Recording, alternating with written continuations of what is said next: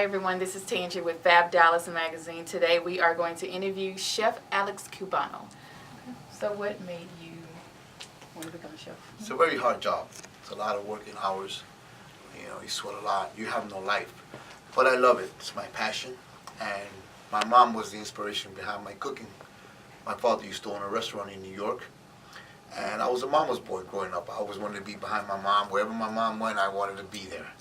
So in order for me to be up with my mom, I had to be in the kitchen. So when I used to get out of school, I used to say, Mom, my dad would say, go, you want to be a mom? Go to the restaurant. And she would tell me, Alex, go over there. Cut some onions, potatoes.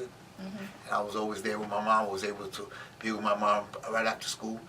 So when I graduated from St. Patrick's Military Academy in New York, I wanted to be a lawyer. But then my mom, as the years went by, my mom told me, well, Alex, what is it you want to do? You want to still become a lawyer or what? I said, no, Mom, I want to be a chef just like you. And that was one of the proudest moments of my life. She cried. And she said, okay, well, go look for school. And I did. I searched. Back then, we didn't have online. We had newspapers back then. So I got in the newspaper, looked at the ads, and I saw Culinary School of Washington, D.C. And I called them up, and they told me, sure, you can come down. It's, how are you going to pay for this? I said, no, money's not a problem. So my mom wrote a check, got me on the bus, got on the Greyhound for 2 days, and got over there. And I went to school there for 4 years, graduated, did a banquet for the U.S. Senate when I graduated in 1984. That's amazing. Yeah, I got to meet President Carter back then. And then when I graduated from there, I just took off. I went back to Miami, I got married, and I started working at this restaurant called Revolutions. There is where I met Chef Mark Militello, which is a very renowned chef nowadays. The guy is great, and he saw my enthusiasm. He saw that I was hungry, and he took me under his wing, and he says, you know what? If you learn this business and you master this business, you can write your own check. That's right. And the rest is history. You know, I love it. It's my passion. I wouldn't think of doing anything else. So what is your favorite dish? My favorite dish to cook, it's my own seafood. I call it my own seafood soup, which I have at a village. I don't know if you guys tried it. It's a blend of African spices, Cuban spices, with lobsters, has clams, mussels, all the delicious seafood from most people call it frutti di mare. Frutti di mare means fruit of the sea, which is a little bit of everything: fish, scallops, shrimps. Then I just make my own blend of sauces with saffron, add peppers to it, and a lot of other special ingredients. Well, chefs don't give out their recipes, but that's one of my. I created that dish for the restaurant that I opened, and it's one of my favorite dish. Not only because it's my favorite dish, because everybody else loved it. And when I cook, the expression on somebody's face, there's no amount of money you can pay me than when you're satisfied. I mean, you work hard for your money. You deserve the best. And when I can deliver that, then I'm okay. Wow, that's how I try to do it. Okay. So where do we find you if we want to taste your food? If you wanted to taste my food now today, I'm my Citrus Seafood Bistro in Colleyville. Okay. But I have plans in the works for the next 2 months to open another restaurant, my own restaurant this time. You know, I had unfortunate, something happened at the other restaurant that we had. You know, I won't elaborate on that, but it didn't go well with the partners that I had. But it was a good learning experience for me. This time I'm going to do it on my own. You know, I love the challenge. I love the work. But in about 2 or 3 months, I think you'll see the new Alex Bistro restaurant. That's amazing. Okay, so what do you want people to remember you as? Like the most important thing about you or your cooking? That I've always put the best I can. I would never serve anything that I wouldn't eat myself or I wouldn't serve my own family. And let you know that if you ever come to my restaurant, you will have the freshest, finest dish you would ever have. Okay, I like that. That makes me proud. So, paint the picture of your restaurant. What should we expect? When we walk into your restaurant, how would you decorate it? How would it look? I want it to be this restaurant that I'm planning now. I'm working on the designs like I did the designs for the other restaurant. I want it to be a place where you come and you feel like you're not in a restaurant, you're at home. I like that. You're actually at home, not a restaurant with a lot of frames and lights. And I want you to walk in and say, I'm in my kitchen, and I got a friend cooking for me. Not somebody who's doing it for the business, but someone who's cooking for me because he's my friend. And that's the atmosphere that I want at this new restaurant. Very nice. We need more restaurants like that here in Yes, we Dallas. do. You know, you go to a lot of places, fancy restaurants, a lot of fancy restaurants, food so expensive, but you don't feel at home. That's right. And I think when you go to a restaurant, you should feel like you are at home. It should be an experience, but then again, you should want to come back. And that's what I want to create at the new restaurant. So you've cooked in what cities? I've cooked in Miami, New York, Boston, California, Key West, and now Dallas. Now Dallas. So why Dallas? What brings you to Dallas? I came here to visit 4 years ago. I came to visit my cousin who lives here in Dallas. He was sick, and I came to visit, and I don't know, I fell in love with the city.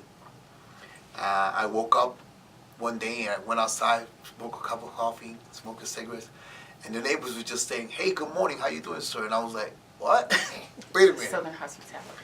And every day was like that. I would walk across the street to the gas station, and everybody, "Good morning, sir. Good morning. Hold the door for you. Open the door for you." I would say, "Oh my God, you don't see this in New York. You don't see this in Miami." And I'm a very religious person. I don't go to church every day, but I do pray to God every day, and I believe everything starts with God.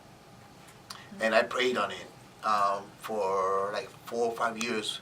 After my divorce, I've always told God, I need a fresh start. Guide me. I don't know where to go. And I guess He brought me here. And every day that I woke up and I prayed on it, and I said, "Is this where you want me to be? I mean, I feel comfortable here." And I remember I was supposed to stay 2 weeks. When I was supposed to leave, I missed my plane. Came back. The next day, I had lost my credit card. I couldn't buy another ticket. So all this time I'm saying to myself, wait a minute. So, you know, it was like people say, I don't hear God talking to me. That was His way of talking to me. Telling me, I'm putting bricks so you don't leave. Right. I ended up staying another week while I was waiting for my credit card and the bank and all that stuff to come back. So I booked another flight. That day, my cousin got real bad sick because he has muscular dystrophy. He got real sick, and I said, I can't leave him like this. So I stayed another week. Eventually, it came a week, a month, and I never went back. I just went back 2 months after I was here. I sold everything I had and moved over here. Wow, And here I am. amazing. So, and I'm very happy. I've never been more happy in my life. Woman by me. I got very good friends.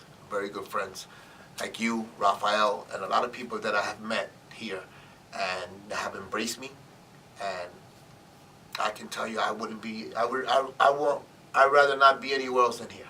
I feel very comfortable here. I feel welcome, and I feel this is where I need to be. And things are going to be good.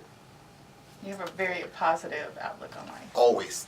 You know, you go through things in life. Right. I always tell my friends, part of being alive, you're going to suffer. People are going to hurt you.